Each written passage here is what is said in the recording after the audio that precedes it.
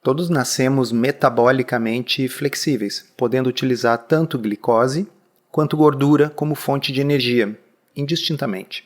Mas o estilo de vida, com a ajuda da genética, pode levar ao acúmulo de gordura visceral e, com isso, levar à resistência à insulina, o que tem um grande impacto na nossa capacidade de tolerar uma grande quantidade de carboidratos. Será que essa flexibilidade perdida pode ser recuperada?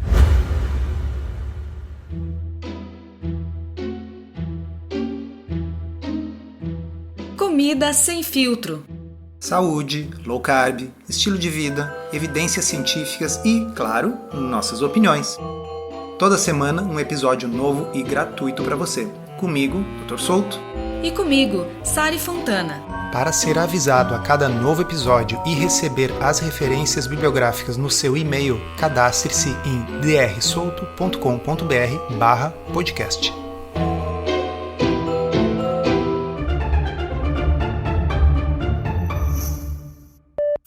Recentemente você publicou na área de membros do blog Ciência Low Carb uma revisão, uma atualização de uma postagem de 2015, que incluía uma analogia comparando os carros flex com os carros que utilizam só um tipo de combustível para rodar.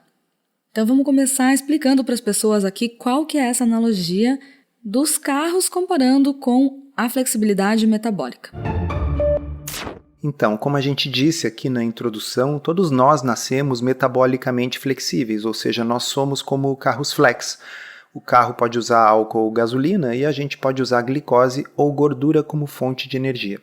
No caso de um paciente com diabetes tipo 2, por exemplo, nós temos um caso claro em que um combustível é mal tolerado, a glicose. Quando um diabético consome glicose, isso causa problemas. Já uma pessoa que é metabolicamente flexível pode consumir glicose na forma de amido ou mesmo na forma de açúcar, e aqui a gente sugere que o açúcar seja, por exemplo, uma fruta doce, sem maiores problemas. Assim como nos carros, em que um carro movido apenas a gasolina pode ter um certo percentual de álcool na mistura, e vocês sabem que a gasolina que a gente abastece no posto tem mais de 25% de etanol na sua composição. Da mesma forma, uma pessoa que tolera mal os carboidratos pode consumir uma pequena quantidade de carboidrato, mas acima daquela quantidade começa a ter problemas. O estilo de vida, com a ajuda da genética, pode levar ao acúmulo de gordura visceral e, com isso, a resistência à insulina, que tem grande impacto na nossa capacidade de tolerar uma grande quantidade de carboidratos. Então, falando de outra forma, quem é portador de resistência à insulina não é flex. Então, a grande questão dessa postagem é salientar que está errado tratar pessoas diferentes de formas iguais. Ou seja, não é apenas porque uma pessoa jovem, fisicamente ativa e que está no peso pode comer bastante banana com aveia sem nenhum problema, que esta é a forma que uma pessoa com sobrepeso, pré-diabetes, gordura no fígado, síndrome metabólica deveria se alimentar. São como carros diferentes que precisam combustíveis diferentes. Então, lá na área de membros, depois que você revisitou essa postagem, vieram algumas perguntas bem interessantes que eu acho que vale a pena a gente trazer aqui para explicar para as pessoas, porque pode ser o caso de mais gente. O Roberto perguntou se uma pessoa flex, que abusa no consumo de carboidratos e desenvolve resistência à insulina, pode eventualmente voltar a ser flex no futuro, ou se ela vai perdendo essa sensibilidade por causa desse abuso ao longo do tempo. Como que funciona? Pois é, essa é uma pergunta muito boa e para isso a gente vai revisitar aqui com vocês o que leva ao desenvolvimento dessa inflexibilidade metabólica, ou seja, o que faz com que uma pessoa que a gente sabe que nasceu podendo usar tanto glicose como gordura como fonte de energia, passe a ficar intolerante à glicose no decorrer do tempo. Pessoal, tem muito a ver com gordura visceral. À medida que a gente acumula gordura visceral, aquela gordura dentro dos órgãos e ao redor dos órgãos, isso vai produzindo aquilo que nós chamamos de resistência à insulina. E é essa resistência à insulina, em última análise, que está por trás da intolerância à glicose. Porque indivíduos que têm baixa gordura visceral, E eu não estou falando aqui necessariamente de indivíduos magros, pessoal, prestem atenção. O sujeito pode ter baixa gordura visceral, mas ter bastante gordura subcutânea. E o inverso também é verdadeiro. Tem algumas pessoas com pré-diabetes ou diabetes tipo 2 que têm peso normal, mas elas têm gordura visceral excessiva, embora no subcutâneo, braços, pernas, etc., essa pessoa não tenha excesso de gordura. E aí que entra a genética. A genética ajuda a determinar aonde você vai acumular prioritariamente a gordura, subcutânea ou visceral. Mas também existe o fato de que cada um de nós tem um limiar pessoal de gordura que, se você ultrapassar, você vai começar a acumular gordura visceral e vai começar a adoecer. Então, dada essa explicação, deve ficar claro que essa situação de intolerância à glicose pode sim ser revertida se houver uma redução muito significativa da gordura visceral. E tem um outro elemento interessante que é: não basta apenas reduzir a gordura visceral, é importante preservar e, se possível, aumentar a massa muscular. A forma mais correta da gente exprimir o que vai gerar um indivíduo com boa sensibilidade à insulina é aquele que tem pouca gordura visceral e bastante massa magra, ou seja, tem uma boa relação entre essas duas coisas. Porém, é importante também saber se essa pessoa que agora não é flex, que agora tem pré-diabetes ou diabetes, síndrome metabólica, enfim, se essa pessoa ainda tem um pâncreas que funciona bem, porque, sobretudo, se for um diabético tipo 2, a gente já pode ter prejuízo na produção de insulina, mas a gente vai deixar para falar mais isso na segunda pergunta que foi colocada aqui.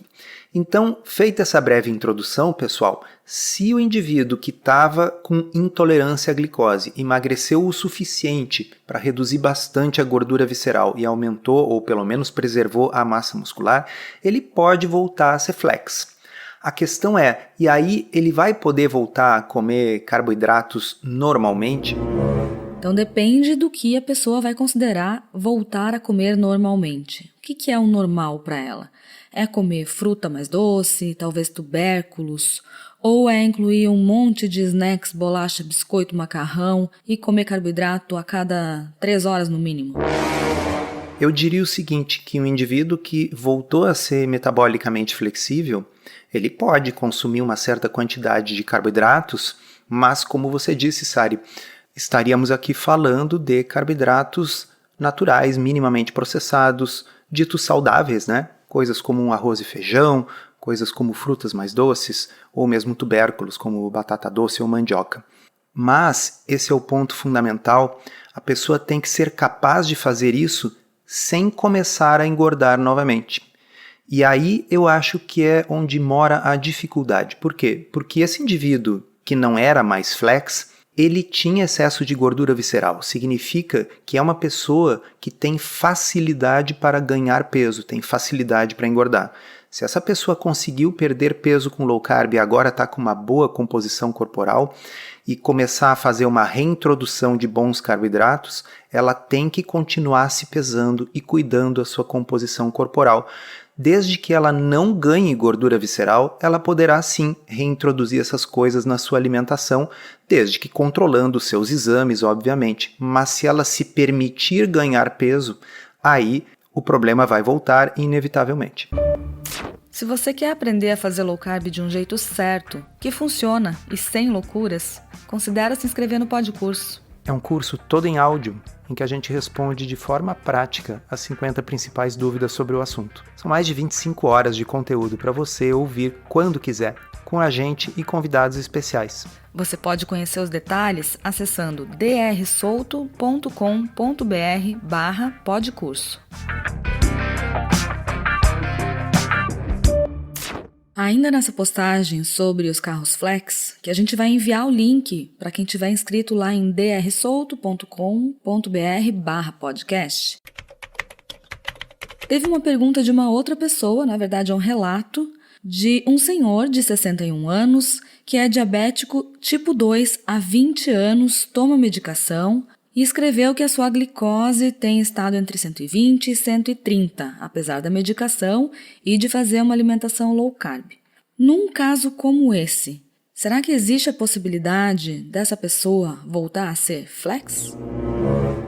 Bem, a resposta aqui é depende. Porque vamos lá, o diabetes tipo 2 é uma doença que se caracteriza por resistência à insulina, de modo que, em tese, se houver uma recomposição corporal suficiente, ou seja, uma perda suficientemente grande de gordura visceral, preservando ou aumentando a massa magra, a gente deve conseguir reverter a doença. E tem um estudo que mostrou isso maravilhosamente bem, que está numa outra postagem lá da área de membros, chamada Low Carb em Diabetes com Pessoas Motivadas. Era um estudo do que aconteceu com 186 diabéticos tipo 2 que optaram por seguir a estratégia low carb.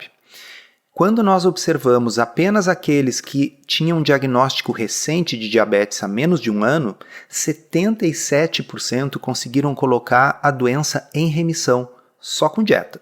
Porém, quando nós analisamos aqueles pacientes que tinham mais de 15 anos de duração do seu quadro de diabetes e que desses 186 eram apenas 10, destes 10 pacientes que tinham mais de 15 anos de duração da doença, apenas 2 conseguiram colocar o diabetes tipo 2 em remissão com low carb.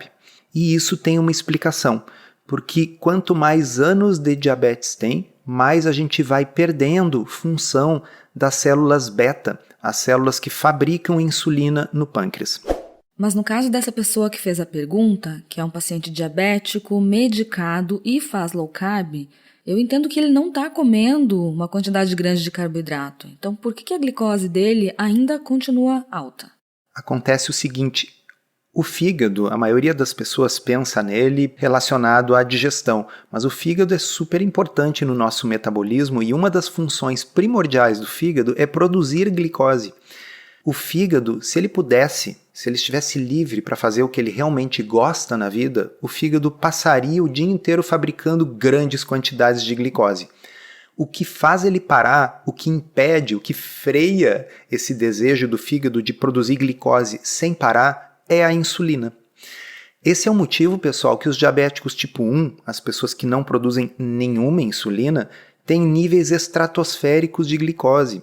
Não é como a gente aprendeu uma vez, porque a glicose não está conseguindo entrar dentro das células. Tá, isso até é verdade, mas não é o motivo que fica tão alta assim. O motivo que a glicose dispara é porque o fígado, na ausência de insulina, não consegue parar de produzir glicose. Então vamos lá. Um indivíduo que tenha resistência à insulina, que está com excesso de gordura visceral, inclusive gordura no fígado, por que a glicose dessa pessoa tende a elevar? É porque, embora o corpo esteja fabricando insulina, essa insulina não é suficiente. Por quê? Porque tem resistência à insulina. Então, a insulina não age de forma adequada e o fígado acaba produzindo mais glicose do que deveria. Mas, num diabético com mais de 20 anos de doença, é muito provável que o pâncreas dele já produza pouca insulina. Então, mesmo que a pessoa emagreça, perca gordura visceral, preserve a massa magra, faça atividade física, coma low carb, se esse pâncreas não produzir insulina suficiente, não vai ter quem coloque freio nesse fígado e faça ele parar de produzir excesso de glicose. Então, é claro que não tem como responder um caso específico que foi perguntado ali na área de membros, mas é importante as pessoas entenderem que às vezes vai precisar sim uma investigação feita pelo médico com base em exames. No indivíduo que já é diabético há muitos anos e tem resistência à insulina, naturalmente ele vai melhorar quando ele perder gordura visceral. Mas eu preciso saber se esse indivíduo tem insulina alta ou baixa. Se ele tiver insulina alta, ou seja, o pâncreas dele é bom, o problema dele é praticamente só resistência à insulina. E isso me dá uma boa segurança de que essa pessoa tem chance, inclusive, de se tornar metabolicamente flexível novamente. Agora, se for alguém que já produz muito pouca insulina, é provável que a pessoa fazendo tudo certo ainda assim vá precisar da utilização de medicação, muitas vezes de mais de um remédio, e em casos extremos, inclusive, da utilização de insulina injetável, mesmo sendo um diabético tipo 2. Eu acho que as mensagens principais para a gente lembrar desse episódio é que é possível sim melhorar a flexibilidade metabólica ao longo do tempo, desde que sejam feitas mudanças na alimentação e no estilo de vida. O objetivo deve ser reduzir a gordura visceral e aumentar, se possível, aumentar e preservar a massa magra.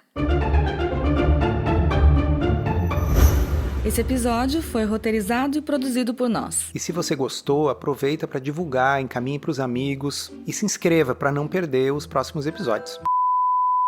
As informações contidas neste podcast são apenas para fins informativos e podem não ser apropriadas ou aplicáveis às suas circunstâncias individuais. Este podcast não fornece aconselhamento médico ou profissional e não substitui a consulta com um médico ou nutricionista. Não use este podcast para diagnóstico ou tratamento médico. Qualquer sugestão é apenas uma recomendação geral, que não é específica para qualquer pessoa ou doença em particular.